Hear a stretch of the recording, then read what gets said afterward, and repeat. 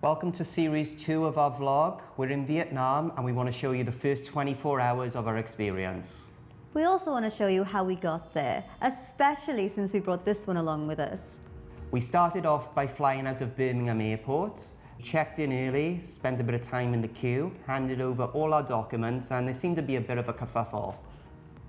Yeah, they wanted to ring HQ and just double check the dog was booked onto the flight. And since we had such a kerfuffle the last time we tried to leave, which it was a non-starter, we didn't actually fly, we got sent away. It was quite a nerve-wracking experience going through this the second time about a month later with Gucci again. But this time we were successful, and after a little bit of debate at the desk, we managed to get on the flight. We wanted to make sure that Gucci was settled and prepared for the flight, so I obviously had treats with me. I tried to keep her calm, and actually, which was quite a nice thing to happen, they allowed us to board first. So we actually got first in the queue, even without priority boarding, but thanks to Gucci, we managed to get on the flight first, which was awesome. After boarding the flight, our first stop was Istanbul before making our way on to our final destination, being Vietnam. When in Istanbul, we arrived and we had a roughly 3-hour layover. In that time, I managed to make sure Gucci was able to relieve herself. She is just 8 months old, so she was super good. I couldn't actually complain about her at all. I wanted her to sleep all the way to Ho Chi Minh, and I think it worked. We boarded our next flight, and then we were venturing on a 14-hour journey to end up in Vietnam. Chosen airline we chose to go with this time round was Turkish Airlines. Probably a little less leg room than expected compared to other flights I've been on. Although my TV did go down and I did request them to fix it for at least an hour to reset the monitor. One small problem for me was everything on the menu had cheese. It's the one thing I really don't like. And I had to sort of eat around it. That was the only problem for me. I felt a little bit sort of guilty putting my TV on when he couldn't watch his. Whilst in Istanbul, we managed to connect to their free Wi-Fi, which was a saving grace. We were able to contact our friends and family and just told them where we were and how everything was going. After a successful flight, we arrived in Ho Chi Minh City Airport and we headed straight to border control. Yeah, we got through there quite quickly. It was definitely faster than other lines I saw. I went ahead and picked up the bags, waited for Kira and Gucci to meet me as they went to the restroom, making sure Gucci was made as comfortable as possible. And lastly, when exiting the airport, we had our bags scanned, we went through their security, and we made sure Gucci was acknowledged and checked prior to leaving the airport. Then we headed to the taxis, and we're always conscious with taxis and how they are operating in different countries. You never know if they're going to be scams. So this is quite an interesting story. We spoke with the person who looked like was managing the taxis. We checked that it was running on a meter, which they confirmed it would be the meter only price. Actually, to be more specific, I asked how much it was going to cost, and they said it's on a meter, and I went, okay, it's on a meter. So I acknowledged what they said. And we loaded up the car, and as soon as we started exiting the airport, the driver was asking, and very persistent on asking for more money, which I was borderline which I was borderline questioning, is this a scam? So I kept on referencing back what will be paid is as per the meter, and he was saying there's a fee to leave the airport. Why are you not paying it? And there was a barrier of English, and I wasn't really sure exactly what he was saying. I at first thought he was trying to sell us a tourist trip, because he was saying tourist trip or words to that effect. We found out that there was a fee to leave the airport, and I declined to pay it, mainly because I wasn't sure what cash we had available. Anyway, I was sitting in the front of the taxi, and when he went through the barrier, he showed his taxi card, which there was no payment for, from what I can assume. Moments later, he asked for additional money for taxes. So he was saying that there's a fee plus taxes. And because of the first experience, I had less belief in what he was saying. So I challenged him and said, we'll be just paying the meter.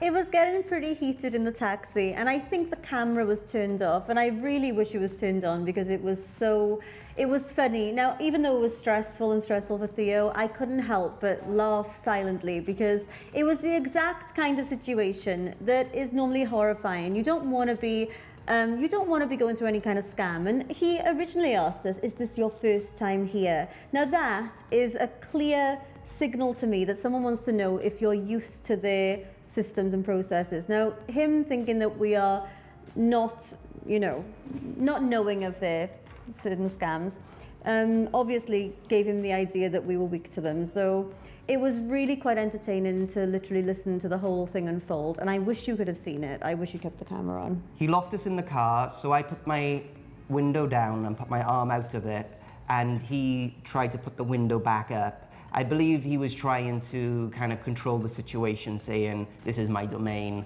I'm in control, to force the bribe.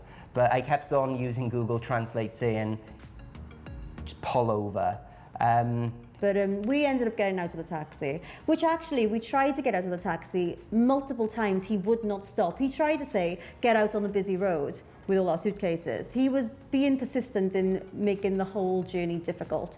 It was really stressful. It was a lot of pressure. It wasn't the way you want to enter a country at all. It wasn't the best representation of, a taxi driver in Vietnam. It didn't feel good. He wouldn't let us out of the taxi.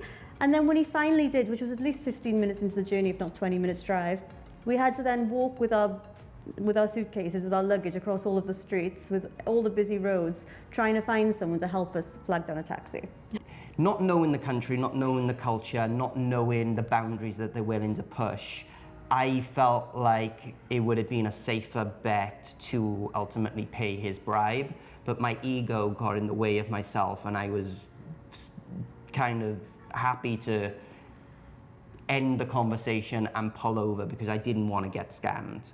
I didn't want to be that person. But probably a story to go into detail on another day. But we ended up on the side of the road. A gentleman helped us. We paid the fee up to date on the meter. We walked down the road with the help of a local, got into another taxi, confirmed with the hotel that there was no additional fees, and they did explain that that was a scam, a bribe, and we done the right thing. So we got on the second taxi, and we made our way to our accommodation. Successfully, without any bribes. We arrived in our accommodation, was pleasantly surprised. Everything was as expected. As you can see, perfect. We were very happy. We're on a very busy main road, although you can't really hear the traffic. And I would say it's actually something that I like to hear, and like to watch. It's a bit like, I don't know if anyone's got a fish tank, but sometimes you could be in a living room and watch the fish tank over the TV for hours. And I feel like it's a bit like that with the traffic here. So they're very, very entertaining. So we settled down, went asleep, and then the next day we went out and explored Vietnam later in the day. Our first day, we just relaxed by the pool, we chilled completely. Theo fell asleep, and I just sat there messaging friends. And then in the night, we basically went to what was it? It's called a lifestyle something. It's called Block, the place. Hey, it's our first adventure around Vietnam. We're so excited to show you the sights and the sounds, and we're taking this one, so see how she enjoys it. Hello! Hello! People are super friendly and the traffic is wild, but it's like organized chaos, and I'm sure you'll understand when you watch the vlog. We're off to Block and we'll keep you updated. It's just full of like different food places to eat. It's a place where you can just socialize and walk around, and then outside there is a bit of a busy road, but there's also more venues, and we did walk around quite a bit actually, didn't we? Yeah, we wasn't sure where to go, so we just had a look and we thought this place had a number of options to eat and explore. So it was a real clear destination for us to explore within District 2. And we started there. We had a walk around, as I'm sure you'll see from this video, and we decided to go with a local Asian slash chicken kind of restaurant, meat I should say. And yeah, at first I wasn't sure if anyone was going to speak English at all, and I knew one or two of them didn't because there was definitely some symbolization going on versus verbal dialogue.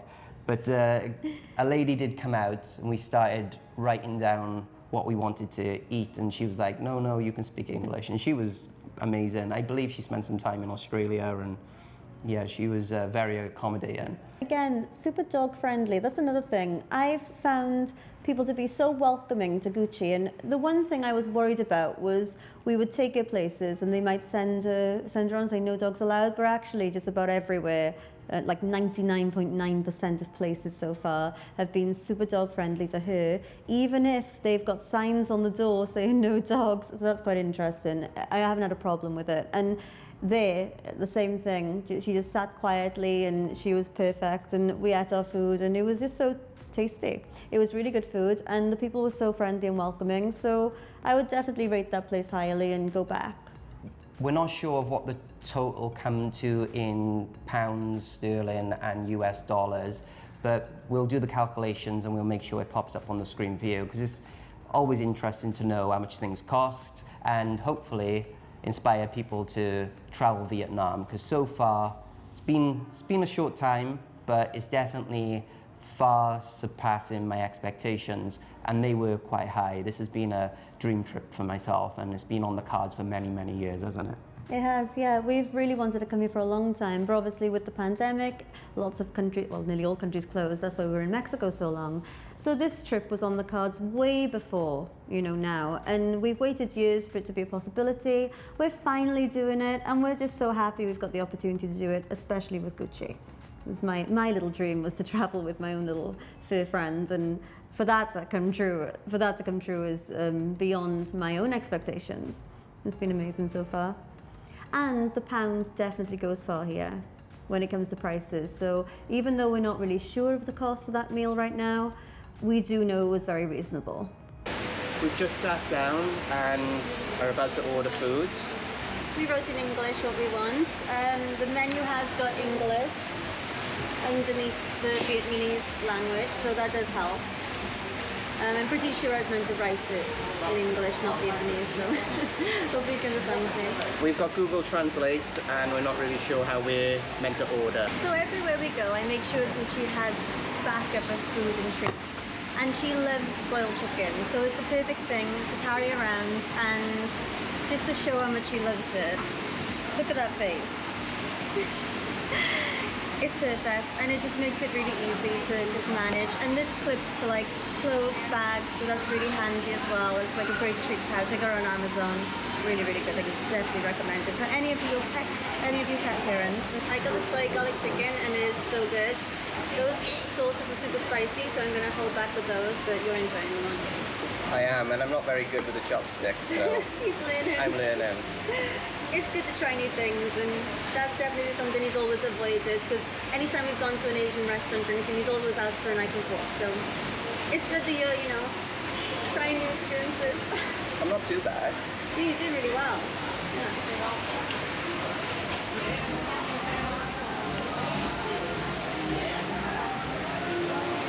We've just finished. Do you know how much that is? We should have checked. I'm not sure. We need to check. We'll pop it up on the screen. Yeah, we'll put it on the screen. I can't imagine it being expensive, but the service was awesome. Yeah, like they spoke English, they understood us, we understood them, it was perfect. It's so much easier than getting Google Translate out. And the food was amazing. Like even Gucci approved just from the smells. You're licking your lips when you're there. Yeah, hello. We're just going for a walk to see what's around. We haven't ventured out much since coming to Vietnam. It's only been our second day. Yeah, we've not been here that long. So we're probably going to stop and get a coffee or maybe something a little bit more stronger. We'll see. After some walking in the dark and looking at some beautiful buildings, not wanting to walk through the main road, which was extremely busy, and I didn't even see locals trying to tempt the walk. So we thought, okay, we're not meant to walk there. I guess you'd need to get a taxi to the other side of the road, or maybe we were just too scared. So we stayed. That was one place I didn't want to play chicken. Yeah, we didn't want to play chicken. We didn't explore too far, and we seen a busy coffee shop at one point when we were walking around, and decided to just go there, end the night, grab a coffee, and then wait for the taxi. So we've arrived at Dolphy Cafe. He's got a cold coffee. It looks like it's more of a do-it-yourself kind of coffee. I'm interested to see what that tastes like. It's worth noting that the pricing difference is definitely seen. Yeah. We're about 10-15 minutes drive away from where we currently are, also in District 2. Not knowing where is popular in District 2 or anything about it, what we've noticed is we were paying like $25,000, which is under £1 sterling, and here this was about $80,000. Yeah, 100,000. So it's like 4x, which is interesting. But hopefully it's worth it. I'm not sure. Yeah, because the 25,000 dong one was so beautiful. The taste was incredible. The other one I would say is nicer. But I'm also confident that they don't understand what almond milk is. That's true. So we've asked for almond milk, and they were like, yes, we do almond milk, and we haven't seen them prepare it, and we've got a feeling they're just agreeing. It tasted like Kinder Bueno. It was so good that whatever the milk was and whatever it was, I didn't care in the end because it tasted so good that I've never tasted a coffee like it. I agree. It didn't really look like this because we didn't do it ourselves. It didn't look like this. It didn't taste like this. And it's, not sure. Yeah. Completely different. As long as it'll wake you up, then that's Oh, that's what I was going to say. And it wasn't that strong, I don't think, so. But it did wake me up a little out of my jet lag, so I'm not sure if we are just feeling different feelings from the coffee. I think I am very sensitive to coffee though, like caffeine in general. I don't need a lot of it. Same with alcohol. A tiny bit takes me a long way. So, yeah, you might have not felt it, but I did. We're not sure about Gucci because we haven't tried it. Gucci doesn't drink coffee. She's not on coffee yet. Right, we're going to finish this, and then we're going to make our way back. And I guess that will call it a night, and we'll see you on the next one. Yeah, we'll see you next time. Touch. Touch. Yes, good girl. Now, what I will say about that place is the coffee was definitely more expensive than other places we've been. Vietnam is more than known for its coffee, and I'm sure everyone has their own kind of palate on what they prefer. I'm not saying my palate is more educated than anyone else. If anything, I would say I would dumb it down. But it wasn't a coffee that I personally enjoyed. Definitely not the one that I ordered. Maybe I should have ordered something different.